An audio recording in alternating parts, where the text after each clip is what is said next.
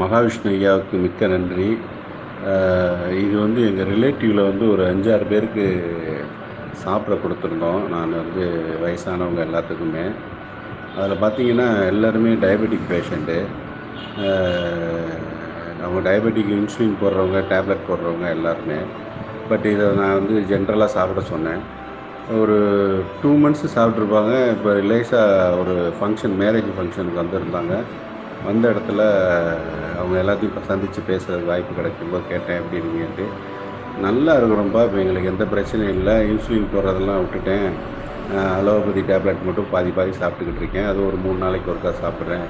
இது எனக்கு வந்து இப்ப எனக்கு ஒரு 12 வருஷத்துக்கு முன்னாடி நான் எப்படி இருந்தேனோ அந்த மாதிரி இருக்குங்கன்னு" எல்லாருடைய கமெண்ட்ஸும் ஒரே மாரி இருந்துச்சு. எங்க பெரியம்மாவுக்குலாம் பார்த்தீங்கன்னா, வவுறு வந்து பெருசா இருக்கும் சுகர்ல. இப்போ பார்த்தீங்கன்னா, "வவுரே லேசாயிடுச்சுடா" அப்படிங்கிறாங்க. கல்லு மாரி இருந்ததெல்லாம் லேசாயிடுச்சுன்னு. ஸோ 5 பேருடைய ஃபீட்பேக்கும் ரொம்ப அற்புதமா இருந்துச்சு. அ மகாவிஷ்ணு ஐயாவுக்கு ரொம்ப நன்றிகள். இத வந்து உங்களுக்கு தான் நன்றி சொல்லணும். ஏன்னா அவங்க சொன்னது எல்லாமே உங்களுக்கு தான் சாரும். இந்த புகழ் எல்லாம். ரொம்ப நன்றி. இதுபோல சஞ்சீவினி சாப்பிட்ட எல்லாருடைய ஃபீட்பேக்கும் வாங்கி கொஞ்சம் போட்டீங்கன்னா, எல்லார் மக்களுக்கும் பயனடைறதுக்கு நீங்க ஒரு வழிகாட்டியா இருப்பீங்கன்னு ஒரு நம்பிக்கையோட சொல்லிக்கிறேன். ரொம்ப நன்றி மகாவிஷ்ணு ஐயா. Thank you very much.